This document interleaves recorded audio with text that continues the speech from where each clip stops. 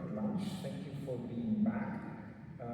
I've been asked to say a little, do an introduction for Multipaz, and I'm really more than happy to do it, because Multipaz is really interesting code. It's code that is developed by a $1 trillion company, and I think looking at the agenda you already know which $1 trillion company it is, but it's also code that has been contributed to the Open Wallet Foundation, and it's code that is used by the European Union in the EUDI reference software.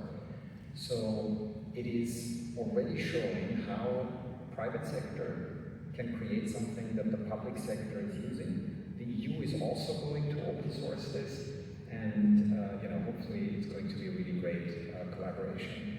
I've been working with the people you will see here on stage for quite some time now. I think Multipaz has the potential to become one of the leading code bases for wallets, period. And I'm incredibly excited that you will not just hear from Google, but you will also hear from the Open Mobile Hub team, which is the first team outside of Google that has started to contribute to this code base. So it's definitely a session that I'm looking forward to. I hope it's going to be interesting for you. And with that, I would like to welcome on stage David Zuten and Troy. Please come on stage.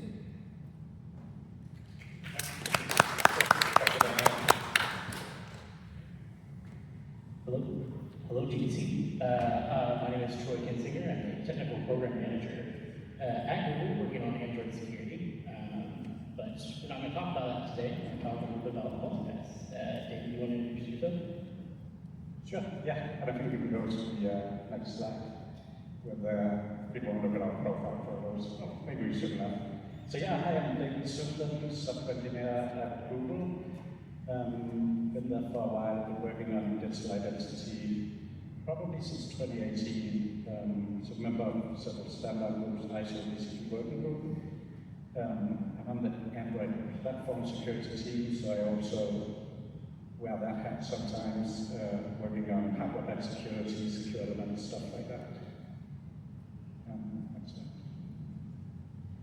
And yeah, just an important note about this presentation. So yeah, both Troy and I work for Google, but the project is truly an open source project with contributors outside Google. We try to do the project pretty much in the open issue tracking and so forth, and really welcome other contributors, including Open Mobile Hub. So in this talk, I wear the Multipaz open source hat. While some of you may have seen me speaking for Android or some Google products, I do that occasionally. But Multipaz is not one of those things, it's its own project. So please don't construe anything that we show here with Google products. This is an open source project. Right, thank you, David. We're going to now get into maybe more specifics about Multipaz, but before we do, I want to set the tone of why we're here to talk about Multipaz. So, this is GDC. We're here to talk about identities, digital credentials, and it's no surprise because we wouldn't be here if it weren't the case, but it's growing. There's a lot of adoption worldwide for this tech. But there are problems, right, when facing something like this. The first being interoperability. We want to make sure that a digital credential works at the grocery store or the doctor's office or when crossing a border. We also want to make sure that your digital credentials are secure and private. It's sensitive information, and we expect it, and we know that users really care about that. And then there's also a ton of choice out there right now. With any emerging tech, there's tons of libraries, stacks, all sorts of new protocols and standards that you can choose from. So we have to solve the problem of the paradox of choice. So that naturally leads into our mission, which is let's build an SDK here that drives this ecosystem forward in a secure, private, and scalable way. But what are the components that you need to build a digital credential system? First, you will need an issuer. You have to have a component that will be able to provision a credential to a wallet. A wallet, a digital credential, where a user can get presented for whatever application they have. You also need a verifier. You have to have ear-reliant parties or a component to be able to ensure that the digital credential that's on the wallet is legitimate. Fortunately, all the tools to build these components are available in Multipaz. So, who's using it today? I don't think we can necessarily say specifics right now, but we do know that plenty of private and public digital wallets are using this, our SDK. Plenty of readers around the world are using this SDK as well. The OpenID Conformance Suite, and then a big player here is the EUDI reference wallet. So any of the applications there that get adopted by any member states are using Multipaz to a degree. David, want to add some color? Yeah, absolutely. Thanks, Troy. And yeah, so many are also using Multipaz as a test bench, right? If you write your own wallet, you need a verifier. If you write your own verifier, you need a wallet. You need an issuer to issue into that wallet. So these are very complex protocols. Like, they're not simple. It's not just downloading a credential. You actually have to do issuance protocols with key binding and all kinds of stuff. So we also think that Multipaz is really useful for the ecosystem because people can read the source code, they can like copy whatever they need, they can learn from it. So even if you're not using it, I mean, feel free to use the components.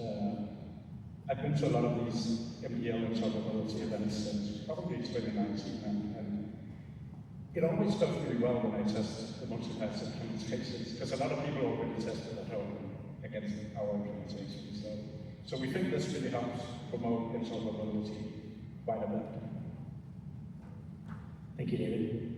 Ultimately, our goal is that with Multipaz, you can build a multi-platform app for whatever use case you have, and the issuance and verification components that go with it. So I want to pass back to David, who's going to get a little more into the specifics. Thanks. Probably me, and don't worry, I won't spend too much time on this slide. That's not going to be a boring history lesson. So I'm going to click through all the way to today. And to understand the current and the future, you need to understand the past. And the name Multipaz is new. Many people might think, what's this thing? We used to be called identity credential, which, like just that Google 3 other projects with that name. So when we donated the project to the Open Wallet Foundation back in 2003, we also agreed to change the name. So that took a while. We came up with a really nice name, I think. Another really important event was when we decided to do multi-platform. It used to be Android only, but if you write a wallet, you have to support more than one mobile operating system, right? So it's not very helpful if our SDK works on one platform. And Google is already really invested in Kotlin. It's the de facto, it's the programming language for Android.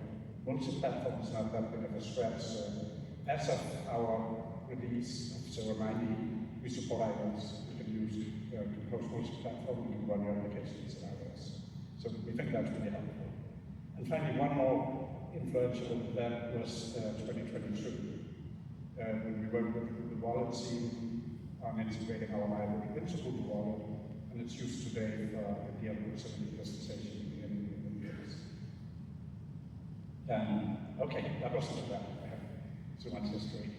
So, to talk about what you have in an SDK, you need to talk about the needs from the digital credential apps. So let's go through one of them, each of the three vertices in the three-party wallet. So, from the wallet side, what are the needs you need? Store your credentials somewhere in a secure place. We have that in the API, and this is going to be the only 3 slides with like API names on them. You need a way to receive credentials from the issuer and help with that entity. We have that provisioning model supporting OpenID for PCI. We have a self-check widget that can help collect evidence, prove to the issuer that I am really David. It's not Troy trying to get David's idea. You have to generate identity presentations and maintain a list of trusted, reliant parties. We also have that. It's very simple to use. We'll see it later in a second.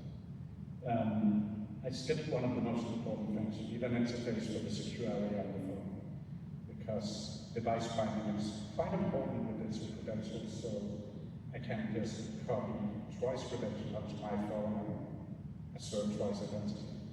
So we have an abstract interface that works with Android Keystone, Android, CryptoKit, secure area on iOS, even cloud-based SSL, HSLs, if you're interested in using that. And ideally, SDKs and mobile platforms should take advantage of the platform features that we're slowly adding.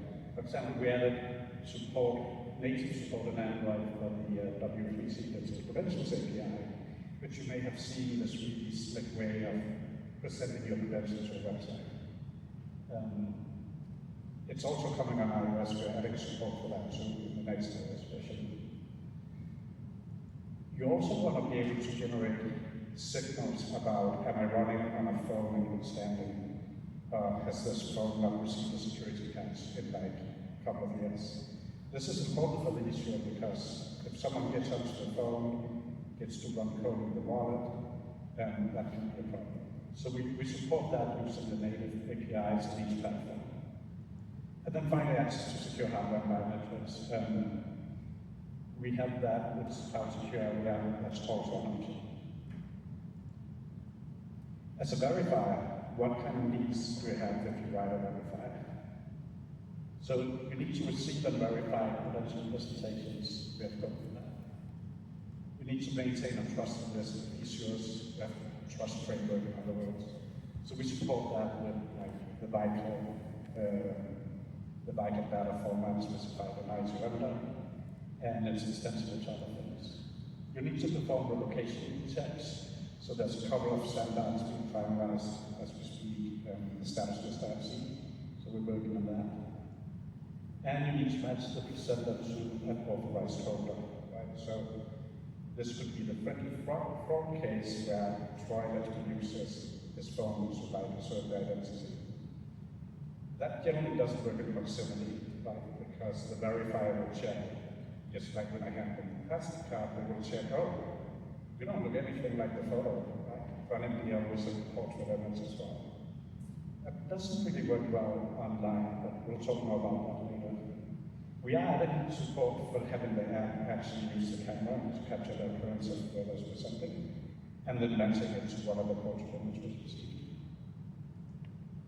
And then finally, you have the issuer side needs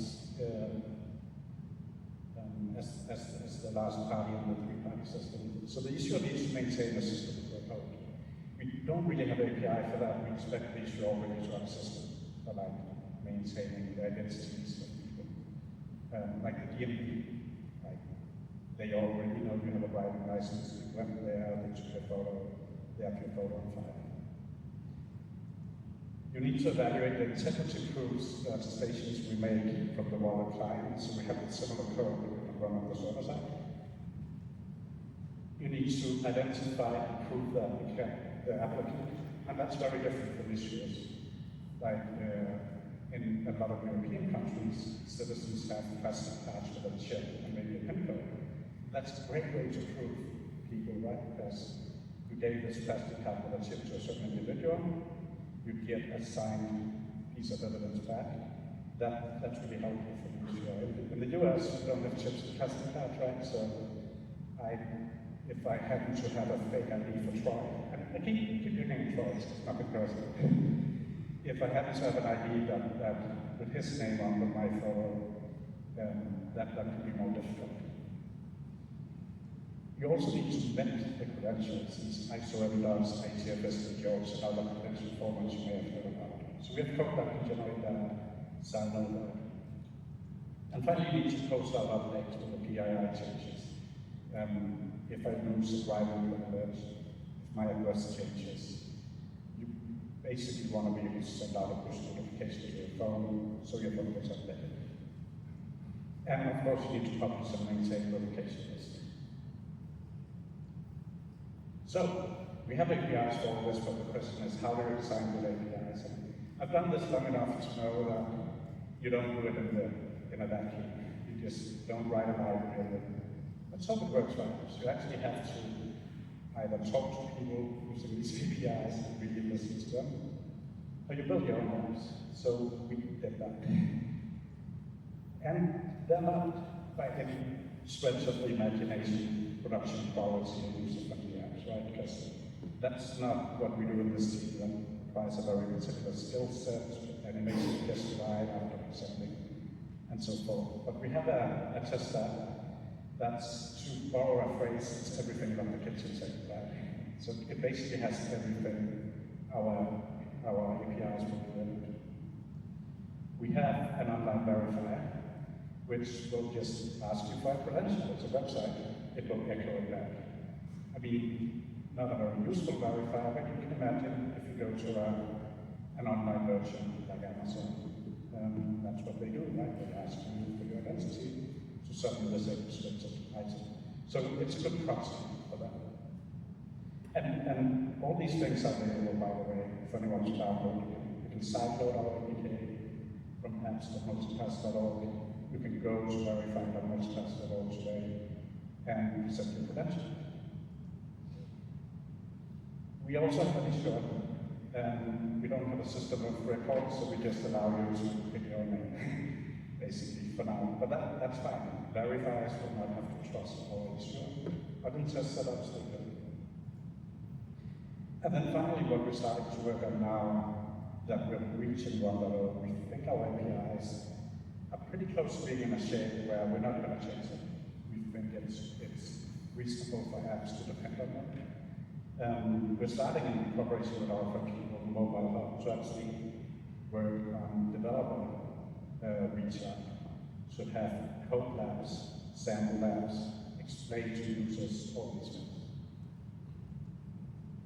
So the test app, I figure the best way to demo that, or to show it, would be just a couple of screenshots. So, as I said, it's not very pretty, it doesn't look like a wallet app, but you have a list of documents, you can get technical details about the credentials, the certificates, you can present it with a QR code according to 1813.5, just like an video. And if a reader engages, you get a consent prompt, just like you would in a real wallet app. So this is a useful way for us to test that things actually work. And if I'm building a reader, this is a great tool to actually test that we implement the protocols according to the standard. And this is Android and iOS, so that's not obvious.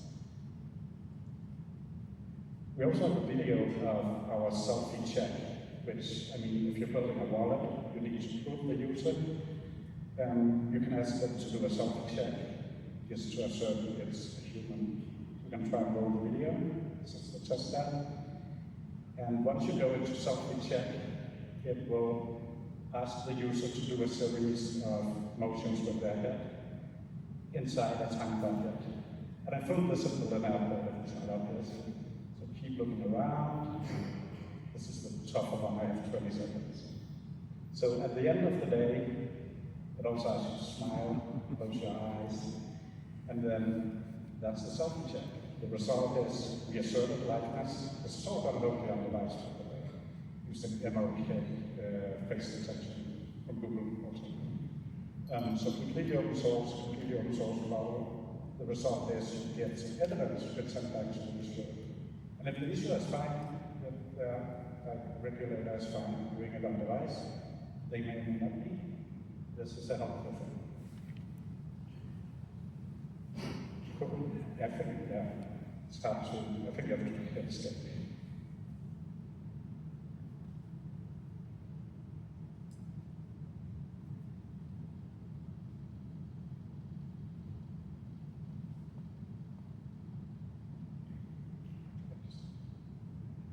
Thanks. So yeah, the next thing we have is our online verifier. And basically, again, you go to this website, you hit like one of the things it will ask you to, it will launch a wallet app. On a desktop, it will use the fancy CTAP hybrid. It basically just works. And we support all the different protocols. OMH for BP 1.0, F24, 1813.7 NXC. So yeah, that's pretty useful as well.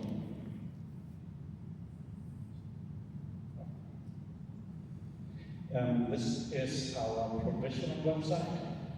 So essentially, right now we only have an MDL issuer. So if you go to that link, it goes there. But the idea is to add other issuers for other document types. A short video of how provisioning works as well.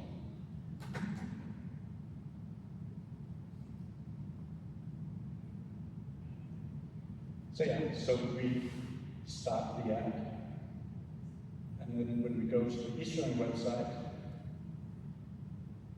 right here, we click the driving license. That launches the wallet app. With the W3C API for issuance, it will give the user a choice of which wallet to provision into. In this case, it's the Multipaz wallet. We made up the user's identity because it's just an example. A real PND would ask to scan your plastic card, or a selfie check, a lot of other things. In this case, we just make up the identity on the website. So we do that right here. That sends it back to the wallet app. Technical question, do you want an strong box and how to your area? Now we have a document with credentials we can go in. It's at the bottom. We can see we have 3 inbound credentials. We can look at the attestation. This is the expired mind certificate for the key binding key. We see that's a strong box. These are the claims issued. And now we will try to go to our verifier website to request that credentials to be presented.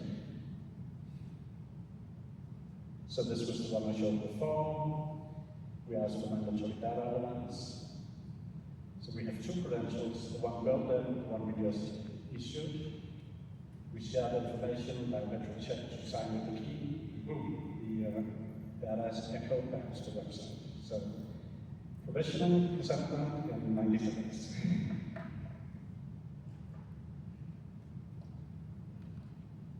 Cool. So the next couple of slides, I'm almost at the end.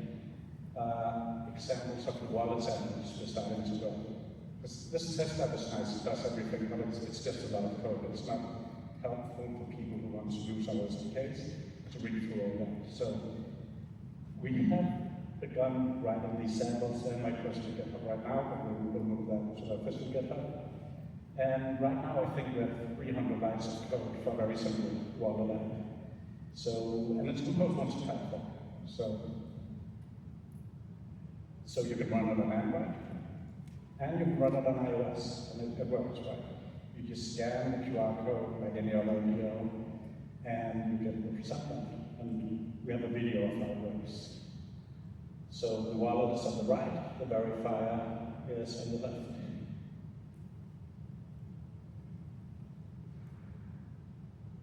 So we scan the QR code, the ID connection is set up, consent prompt, and then biometric to release device key.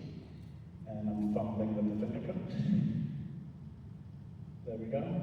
And there you go. And you can see the reader says that they don't know who the issuer is. And they would be right. In the sample, in the very first lines of code, the sample app generates its own document signing key. So obviously, the reader doesn't know about it. So that's the composed multi-platform version. We have another sample for consuming our APIs in Swift. So starting with the release we made last week, the Multipaz APIs are now available as XC framework. So you can consume them in Swift Objective-C like any other Swift package. So we think this is quite important because we think a lot of existing apps are going to want to deal with credentials. Like if I'm like a Notion app, maybe I'll start using this in Georgia inbox for like the loyalty account. So you can just add new package Xcode, you can like go import Multipaz, and it's exactly the same code. You can see at the bottom of the text, that's where we set up the IANA certificate, which is a technical term for the trust content for an MDM. And you can see it's a Swift app. It has the iOS branding. So we think this is really helpful, that like, Whether it's Kotlin or it's Swift, I mean, it's the same API. And it's even mapped, like Kotlin would use flows for asynchronous programming. That's mapped to async sequence in Swift. So with that, just briefly want to cover the plans and roadmap that we have for the future. So we want to get to 1.0 pretty soon. We do consider the libraries to be mostly feature complete. At 1.0, it's the usual thing, we release the APIs, we maintain backwards content. The sample apps, we're going to keep working on those, make them smaller, easier to understand, more featureful. We want to provide companion apps on iOS and watchOS. I think that's a pretty important part of a rollout. So we might need some APIs for setting these two components. And finally, we've got to build out the utility universe, which is basically the issuers you saw, the verifiers you saw. We want to add fake relying parties, so you could go to the cloning company of Utopia. Maybe they want to ask for payment credential, an identity credential, and you sign a contract using whatever. We want to make the standard protocols available so anyone can use them. And publish likers and writers and all the trust anchors. So we're halfway there, but this is going to be a big part of the project, building out that universe. And then finally, we're working right now on we're working on with our co-workers at Google, who published a paper for their Longfellow CKP method. That will be available in Multipaz probably next week. My co-workers are working on it. On-device identity verification, folder binding, we're discussing that in ISO, so we're going to prototype that. Programming languages, so Babel from MyDVP, multiple documents, we think there's some use cases. That's not quite supported yet. Request authorization, consent records, there's a lot of good stuff in the now freely available ISO 27560, basically where the relying party can say, well, my privacy policy, I will abide by these rules, this is how to treat your data. We think this is really important to convey to the users. And then faster, better proximity presentment. Hopefully, CTAP hybrid, that Mike talked earlier today, will give us that. There's incremental improvements we can make in ISO in 18.13.5. It's just a protocol that will stick around for a while, even if we get to something else. So yeah, that's basically it for the Multipaz side. So I'll hand the mic to Diego. And yeah, please remember the note, everything I said here was about Multipaz, don't screw anything I said about with relation to the products. Thank you.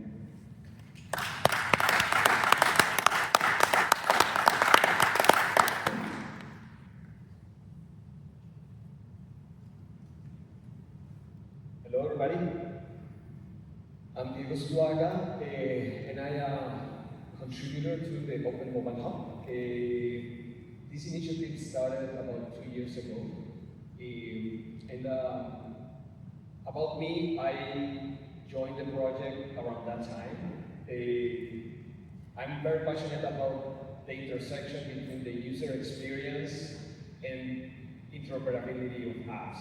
This is something that I noticed in the ecosystem while I was working at Google. All the challenges that developers run when they build an app that needs to be cross-platform. That means running on iOS, running on Android, and beyond, right? There are many more operating systems, many more platforms. So, what are the three audiences that we believe this OMH resonates with? The first one is developers and users, right? As a developer, one of the main challenges that you run into is when you build apps, you have to have maximum freedom of choice. The ability to being able to switch from one service to another seamlessly, it's key for a developer. For instance, being able to leverage, not necessarily, I know that I'm at a digital identity conference, but this is kind of like a meta topic because this includes that topic as well. So, as a developer, you want to have that maximum availability of services. If you are a service provider, this is another challenge that you will run into. Service providers want to maximize their adoption of their services, right? Being able to get on the hands of developers quickly is a challenge nowadays. Being able to switch from one provider that does the same as you do, it's very challenging. You have to pretty much reinvent the wheel, and you have to test your app completely.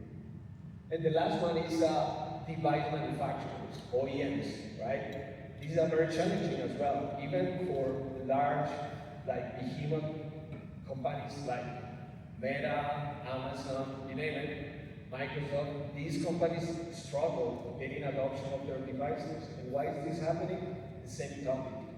Everybody's trying to reinvent the wheel. Everybody's trying to build SDKs that meet the same purpose that another SDK does. So this is a complete challenge in the industry, and no one has taken the time to solve it. Now, and yes, everybody might be thinking, for those of you who are building apps, think about, okay, cross-platform seems to bridge that gap for me, right? That's not completely true. Definitely, cross-platform helps to achieve some of those goals, but under the hood, this is very challenging. Developers still face the same challenges of platform fragmentation, regional differences, payment regulations, testing explosions. So it's not as easy as you say, I'm going to switch to this service and everything's going to work seamlessly. So that's something that we decided to tackle head on. Now, to give you a little bit of a journey of what a developer has to go through in order to support one platform. And it's 2025, right? At this point, we should be in a state where development is way more straightforward. Right now, developers need to leverage SDKs from different platforms. However, those platforms, unfortunately, are at this point still fragmented.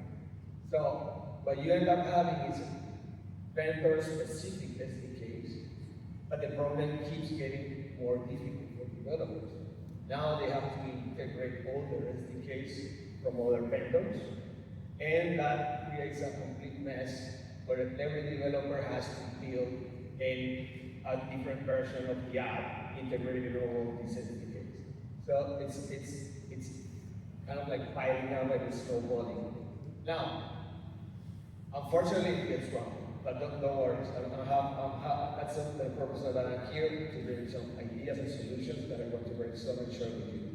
So, when you go into now solutions in the market, there are independent SDKs, right? SDKs that can run regardless if you're running on a specific version of Android, for instance, right? So GMS, non-GMS, Google services, or no Google services, they can run. However, all of these SDKs come in different shapes and forms. What that ends up having is, again, similar challenge. They end up having like a guacamole game where they have to start trying to fill those gaps. And that's not a solution at this point, right? So what you end up having in most of these apps at the end, who suffer some of these challenges is the end user.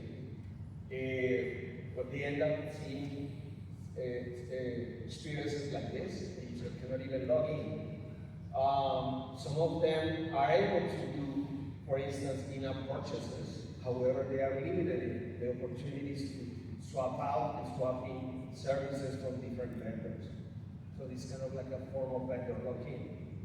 Last one is also another form factors. XR devices, in this case, this is a Quest device. They also are based on different forms of Android. And that means that they don't come with some services that come in many other vendors. So they also suffer these challenges. Now, I mentioned about both. So this is the current state all sizes, shapes of services, different interfaces, different functionality. And of course, digital identity is part of this. And it's going to happen. Of course, it's going to happen. Right now, we're talking about the specification, but on top of these specifications, there will be implementation of this specification for multiple vendors, and there's going to be fragmentation. So this is a good opportunity to start socializing the idea, how can this happen? I'm going to show you some ideas how we tackle this with other services. So with OMH, the first approach that we took with OMH 2.0, it's starting with established services.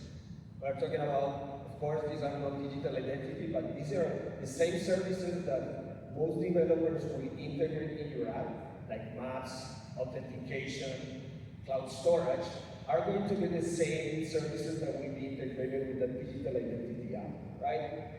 And what that means is, with OMH, what we implemented is unified interface across those services. What that means is, OMH is an abstraction of these services that makes completely transparent the access to under the hood SDKs. So the developer doesn't need to know exactly how the under the hood SDK works, but just the abstraction layer. What this allows the developers to be able to plug and play services without the need to have to understand the SDK that happens under the hood. Now, what we observe in the industry based on the last year and a half of releasing OMH 2.0 is that the industry is integrating and becoming more cross-platform. At that point, there was like 70% of the apps were native, 30% were cross-platform. Now that it's kind of like changing. There are more cross-platform apps, and there are new frameworks that are way more mature these days. So that's why, as part of OMH 2.0, our goal is to support cross-platform frameworks native from the get-go.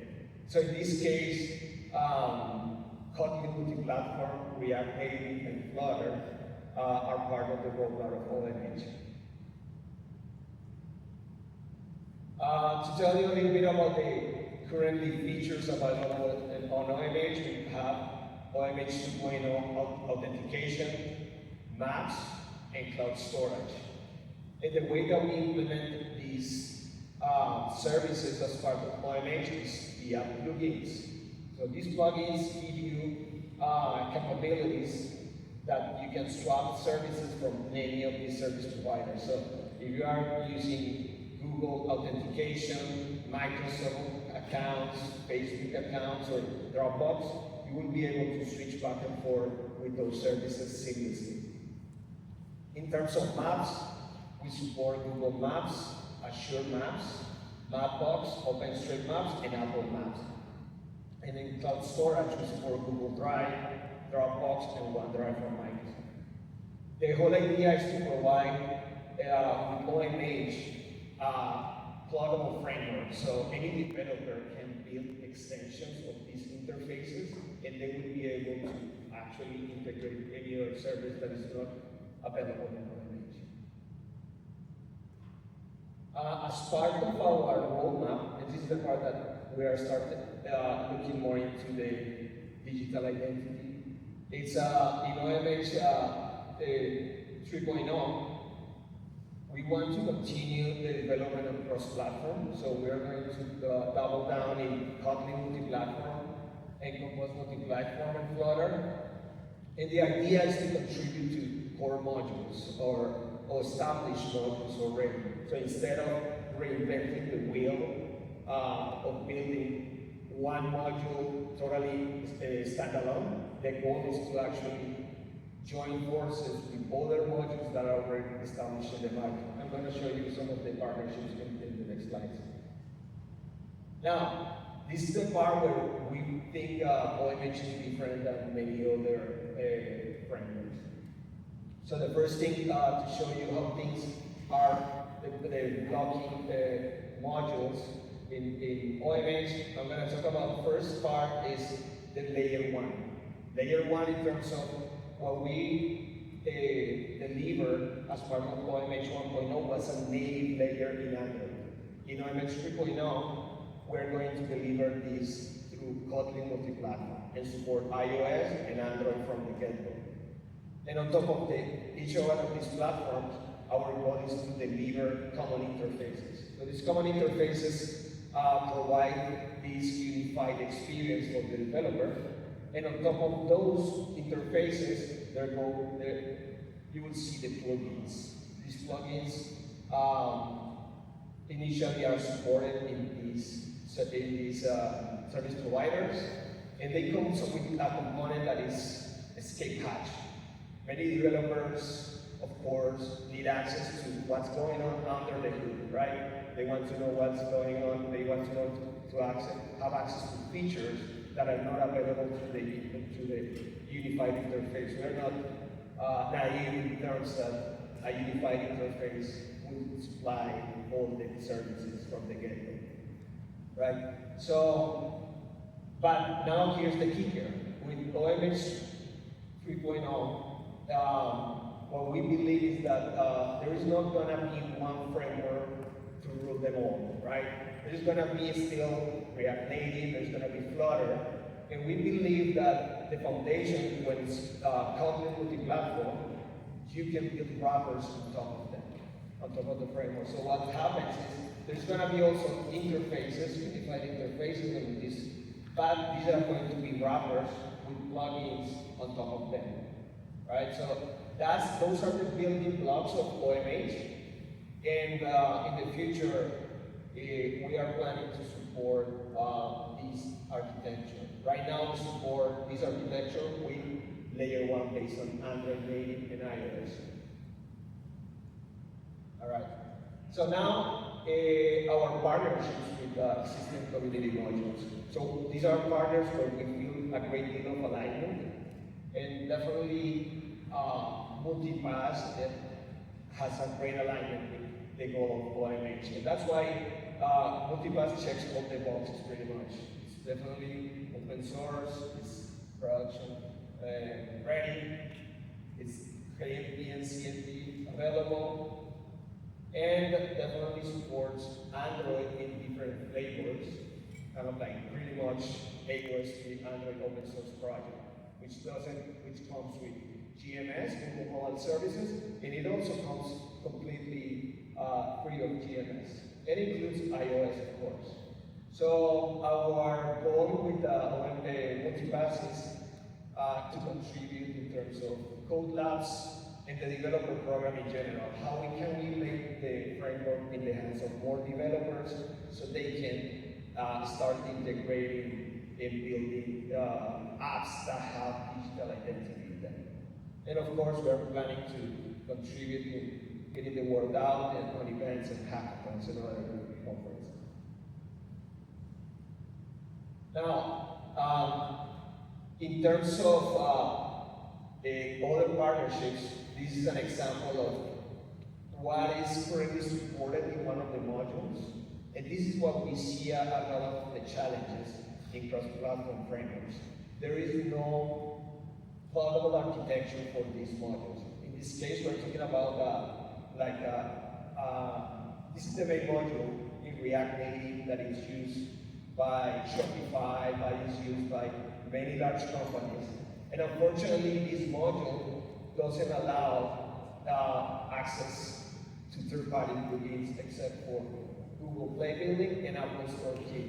So right from the get-go, you can tell that we are granting access and for developers to be able to switch from one service provider to another. It's very, very limited at this point. Right? Another partnership that we are establishing is with React Native Maps. This is another example where there is a very limited opportunity to integrate other services. By making this module plugin ready, you will be able to integrate other services from more providers. Right? And actually, we already built this in OMH 2.0. So contributing these upstream a no module, you can tell from the number of downloads that it's pretty popular as well.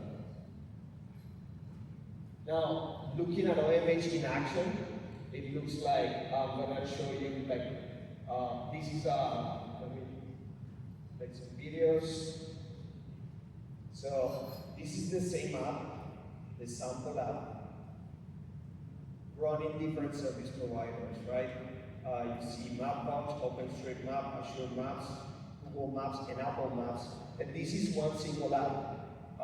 The developer, during runtime, switch from one provider to another without having to write a single line of code.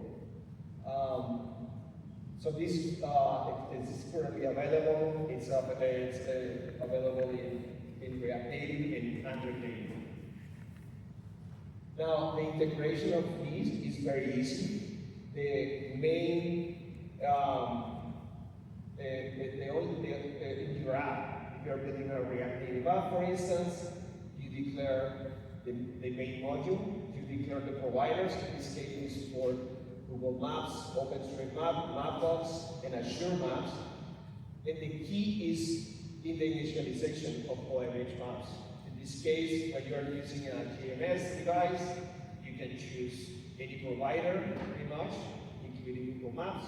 And when you switch to a non-GMS device, you can implement or leverage another provider that supports non-GMS devices, right? And then also iOS.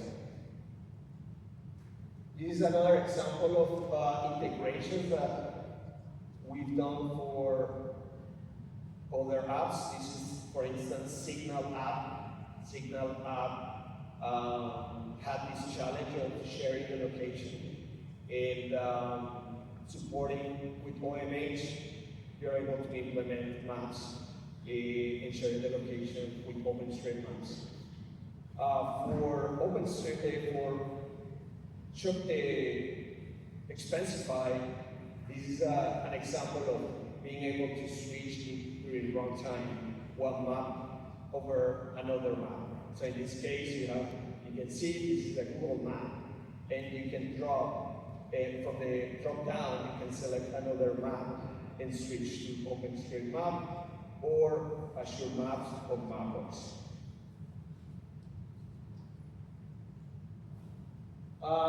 We have the other two modules. The other two modules are cloud storage and out modules. They follow the same pattern. Different service providers, same app, no need to write any extra code to support them. This is our documentation, getting started, sample apps. We are making it very easy for developers to learn and get started in less than 15 minutes. And I'm about to finish, but right now the main module that we are shipping this year is the in-app purchases module. The in-app purchases module is very critical. And we are following the pattern. This is the PRP. We are discussing this with many of our partners and many of our members. It's open for everybody to read it, contribute, and give us your feedback. Right now, we want to expand the number of services providers available for IAP in-app purchases.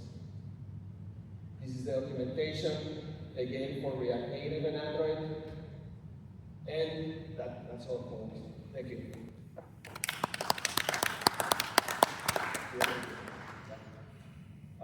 We're moving into Q&A. Any questions? If you've got a question, raise your hand. I know the mics aren't working.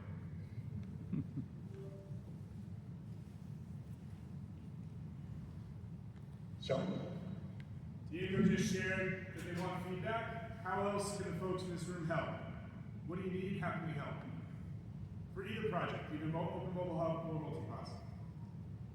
Right. Definitely, Open Mobile Hub, we have, the project is on GitHub, raise an issue or talk to us directly on Discord. You can raise your questions. You can you have a forum also on GitHub where you can ask any question. There is no dumb question. Ask anything. Yes.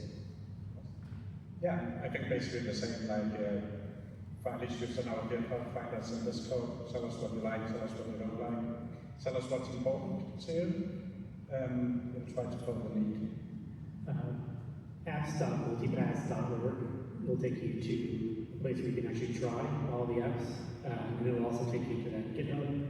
There is going to be release announcements coming out soon, and then there is a forum there where you can ask questions, find a link to our Discord, and eventually, hopefully, contribute.